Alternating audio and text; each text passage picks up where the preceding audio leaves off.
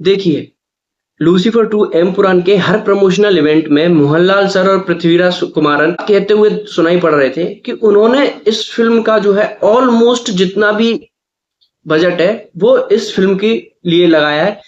जो एक्टर्स की फीस है या इन सब चीजों पे उन्होंने जो है कोई ज्यादा खर्चा नहीं किया, बहुत मिनिमल खर्चा किया है। आज जब मैं थिएटर से एमपुरान फिल्म को देखकर निकला तो मुझे ये उस बात का रियलाइजेशन हुआ कि हाँ, जो बात उन्होंने कही थी वो बिल्कुल सही है। उन्होंने पैसा फिल्म पर लगाया है लेकिन फिल्म की जो स्टोरी है उस पर नहीं। उन्होंने पैसा लगाया फिल्म की लोकेशंस पर, एस्थेटिक्स पर, फिल्म को ग्रैंड लेवल्स पर शूट करने पर, इंटरनेशनल लोकेशंस पर, इस पर उन्होंने पैसा खर्च किया है। क्योंकि देखो, आज जब मैं लूसीफर 2 एमपुरान को देखकर थिएटर से बाहर निकला तो सच में मेरा रिएक्शन कुछ ऐसा ही था। चूतिया बनाया तुमको। जब मैं आज एमपुरान देखने गया, इतनी अच्छी खासी स्क्रीन्स मिली हैं मेरे शहर में। एक टायर 2 सिटीज में 5 शो लगे हैं इस फिल्म के, लेकिन जब मैं पहला शो देखने जाता हूं तो थिएटर वाला मुझसे साफ कहता है कि भाई आप 2 जने हो, एक आप हो और एक बंदा और है, हम शो नहीं चलाएंगे। हमने उससे रिक्वेस्ट की, तब जाके बोला कि ठीक है, एक बंदा और आएगा तो हम थोड़ा घाटा सहकर 3 लोगों के लिए। आप सोचिए कि जो ऑडिटोरियम 250-300 लोगों की कैपेसिटी वाला है, वहां 3 लोगों के लिए अगर एक फिल्म चलाई जाएगी तो भाई सच में घाटा तो उन्हें है। लेकिन वो मान गए, हम जैसे तैसे करके एक तीसरा बंदा ढूंढ कर लाए और शो चला। जब फिल्म देखकर मैं बाहर निकला ना तो अपने आप को चीटेड महसूस कर रहा था मैं। फिल्म मेरे लिए एक बहुत ही बोरिंग और बहुत ही डिसअपॉइंटिंग फिल्म साबित हुई है। देखिए, जब इस फिल्म का पहला पार्ट आया था ना, वो एक बेहतरीन well written political thriller drama था। और सबसे पहले तो भाई जिसने लूसीफर 2 एमपुरान का ट्रेलर बनाया ना, ट्रेलर एडिट किया है, भाई उसका 21 तोपों की सलामी दो। भाई इतना बड़ा स्कैम है ये, और खासकर उन लोगों के लिए जिन्होंने कि पहला पार्ट देखा हुआ है, उन लोगों के लिए। क्योंकि आज थिएटर में मैं जिन बाकी के 2 लोगों के साथ फिल्म देख रहा था ना, उन 2 लोगों ने पहला पार्ट देखा ही नहीं था। क्योंकि फिल्म चाहे कैसी भी हो, लेकिन भाई वो कौन सा कैरेक्टर किस तरह से, कौन अबराम कुरैशी है, फिर उसको स्टीफन क्यों कहा जा रहा है, क्या उनका जो बैकड्रॉप है, वो सब चीजें उनको नहीं पता। वो कह रहे हैं कि भाई ये क्या कैरेक्टर है, इनका कुछ पता ही नहीं चल रहा, क्योंकि उन्होंने पहला पार्ट नहीं देखा था। अब मुझ जैसा बंदा जिसने पहला पार्ट देखा है, उसको पता है पहला पार्ट कितना बेहतरीन है, कितनी बेहतरीन कैरेक्टर्स की राइटिंग थी, कितनी बेहतरीन उस फिल्म में ड्रामा था, कितना पॉलिटिक्स थी, कितना बेहतरीन उस फिल्म को लिखा गया था। और ट्रेलर देखने का ट्रेलर आपने इस तरह से बनाया कि उसको देखने के बाद आप दिमाग में एक एक्सपेक्टेशन सेट कर लेते हो कि इस पार्ट के अंदर जो क्वेश्चन पहले पार्ट में छोड़े गए थे कि भाई कुरैशी अबराम कौन है, उसका इंटरनेशनल जो उसका वर्ल्ड है उसको किस तरह से एक्सप्लोर किया जाएगा, उसके क्या मिस्ट्री है, उसको एक्सप्लोर करने के साथ साथ जो पॉलिटिक्स, जो इस फिल्म की सबसे बड़ी जान थी, पहले पार्ट का सबसे बड़ा जो कोर था, वो एक नेक्स्ट लेवल पर आप देखने के लिए मिलने वाला है। और खासकर मंजू वारियर और टोबिनो थॉमस के कैरेक्टर के बीच में जो चीजें हैं वो किस तरह से काम करने वाली। लेकिन भाई जब फिल्म देख के आप निकलते हो ना थिएटर से, आपको रियलाइज होगा कि ट्रेलर इस फिल्म का सबसे बड़ा स्कैम था। क्योंकि ये फिल्म ना पॉलिटिकल ड्रामा है, ना एक थ्रिलर ड्रामा है, ना एक पॉलिटिकल थ्रिलर। ये फिल्म सिर्फ और सिर्फ एक routine tested and tried formula पर आई हुई एक रिवेंज ड्रामा बनकर रह जाती है।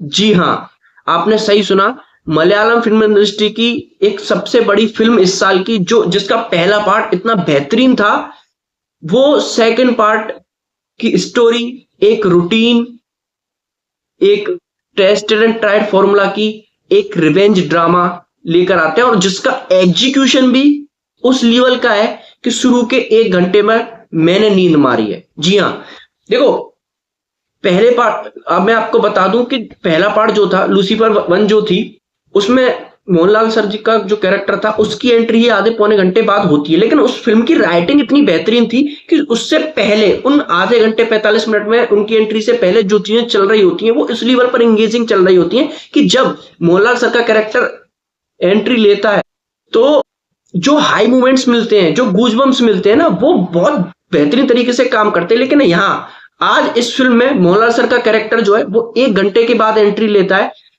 और उस 1 घंटे में देखो शुरू के 10-15 मिनट जो चीजें चली, अभिमन्यु सिंह की एंट्री, उसके द्वारा जो पूरा सीन किया गया, जो उसने काम किया, वो वहां तक फिल्म थोड़ी इंगेजिंग रहती है।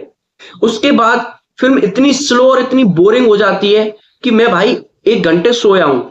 वो तो इत्तेफाकन पता है मेरी आंख जो है बीच बीच में खुल रही थी, और मोहनलाल सर की जो एंट्री उससे 2 मिनट पहले मेरी आंख खुली, और वहां से मोहनलाल सर की एंट्री 1 घंटे बाद होती है। वहां से मुझे लगा कि एटलीस्ट 1 घंटे फिल्म में कुछ भी चलाओ, पूरे 3 घंटे लंबी फिल्म है, लेकिन अब फिल्म जो है लाइन पर आ जाएगी। लेकिन उसके बाद भाई देखो,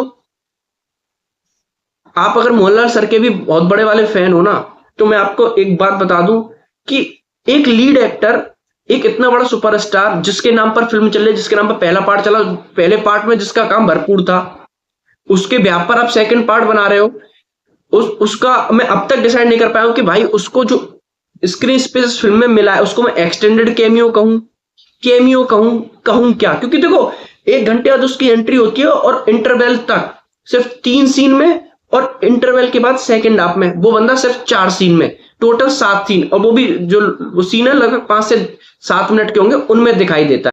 किसी कैरेक्टर की राइटिंग नहीं है। पहले पार्ट में जो चीजें मजबूत थी वो सेकंड पार्ट में बिल्कुल नजर आती है, चाहे मैं पॉलिटिकल ड्रामा कहूं, चाहे मैं स्क्रीन प्ले कहूं, चाहे मैं स्टोरी कहूं, चाहे मैं कैरेक्टर्स के बीच के कॉन्फ्लिक्ट कहूं। पहले पार्ट में मंजू वारियर, टोविनो थॉमस, विवेक ओबरॉय, मोहनलाल, इनके बीच का जो कैरेक्टर थे, उनके बीच की जो बॉन्डिंग थी, इनके बीच में जो कॉन्फ्लिक्ट थे, उनको इतने बेहतरीन तरीके से दिखाया, वो सब चीजें जो है बिल्कुल गायब नजर आती हैं। देखो बात करो पृथ्वीराज सुकुमारन की, वो यहां पर वही काम कर रहे हैं जो उन्होंने फर्स्ट पार्ट में किया था।